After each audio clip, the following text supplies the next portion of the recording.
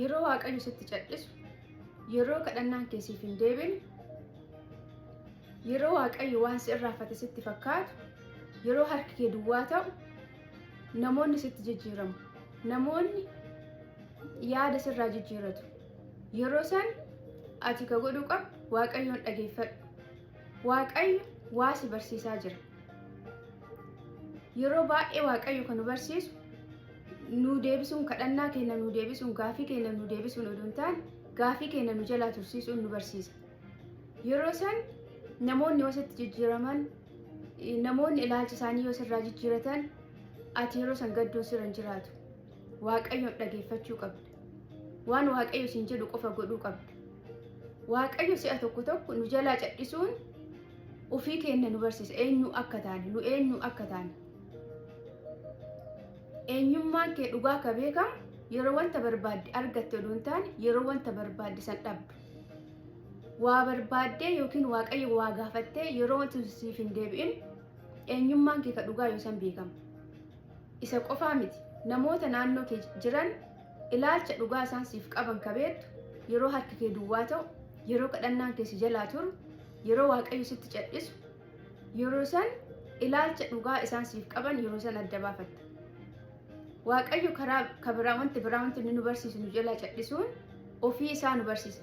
Jaalalli waaqayyo maal akka ta'e, jireenya kee keessatti jaalalli waaqayyo maal akka ta'e, waaqayyo haala kamiinuu keessatti akka si jaallatu, waaqayyo haala kamiinuu keessatti akka sitti hin jijjiiramne yeroo san baratta.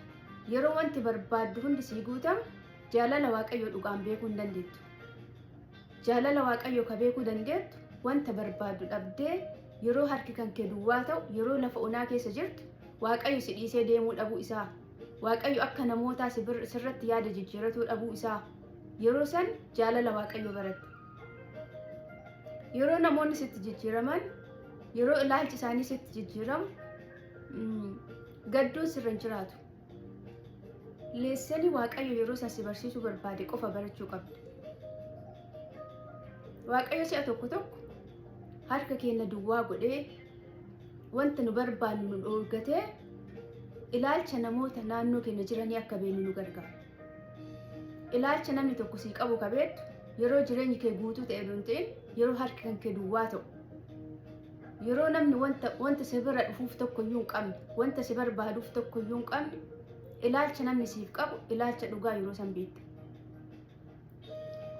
Kanaaf yeroo jireenyi kee lafa onaa keessa jiraate, yeroo kadhannaan kee siif deebi'aa hin jirre, yeroon sun yeroo waaqayyoon dhageeffattu ta'uu qaba.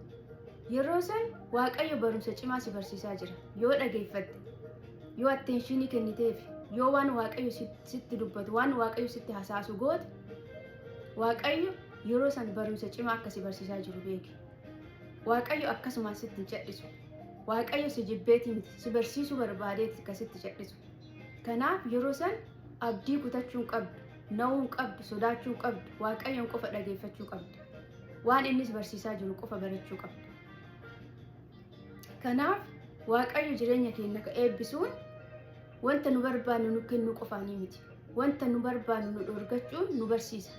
Jaalala dhugaa waaqayyo yeroo san baratta. Ofii kee eenyummaa kee ati eenyu akka taate yeroo san baratta. Kanaaf yeroo waaqayyo sitti cadhisu, yeroo waaqayyo kadhannaa kee si jalaa tursiisu, abdiin kutin hin sodaatin, waaqayyoon dhageeffadhu.